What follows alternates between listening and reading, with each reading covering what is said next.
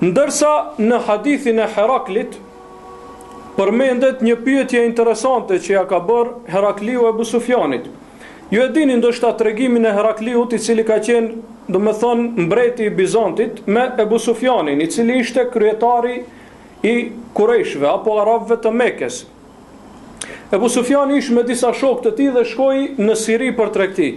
Heraklit i kishte ardhur lajmi se ka dalë një pejgamber, domethënë në gadishullin arabik, dhe i urdhroi në punësit e tij që t'ia gjejnë ndonjë njerëz i cili është ose prej pasuesve të këtij pejgamberi ose spaku prej popullit të tij. Andaj erdhën punonjësit e tij me Ebu Sufjanin dhe shokët e tij. Edhe Herakli urdhroi kryetarin e tyre, më të vjetrin Abu Dhecin, që të del para, shokët urdhroi që të qëndrojnë bas, dhe ju tha nëse ngënjehen diçka, ju përmirësojeni pra. Nëse gënjen diçka, ju përmirësojeni. Edhe Abu Sufjani nuk pat mundësi që të shtoj apo të paksoj diçka. Arabët në përgjithësi e kishin tek ata konsideroi si një çështje shumë e keqe për njerëzit në përgjithësi, po sidomos për udhëhecin që të gënjej. Andaj edhe Abu Sufjani e mbajti veten këtë rast dhe nuk asesi nuk gënjeu, domethënë. Njëra prej pyetjeve, hadithi është i gjatë, domethënë hadithi i Herakliut tek Buhariu është i gjatë.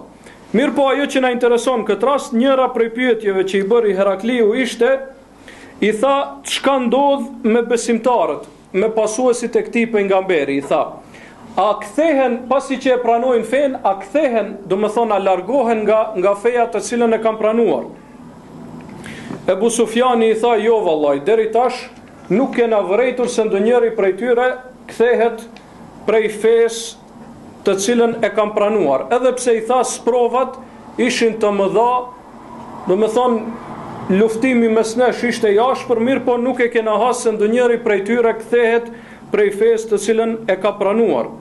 Atëherë Abu Sufjani, i cili ishte pasues i librit apo ehli kitab, atëherë ai kishte dituri dhe tha, kështu është imani, kështu është besimi kur ngulitet në zemër. Domethënë besimi i vërtet kur ngulitet në zemër, pasojë e tij është qëndresa në fenë e Allahut subhanahu wa taala, apo qëndrueshmëria në të vërtetën.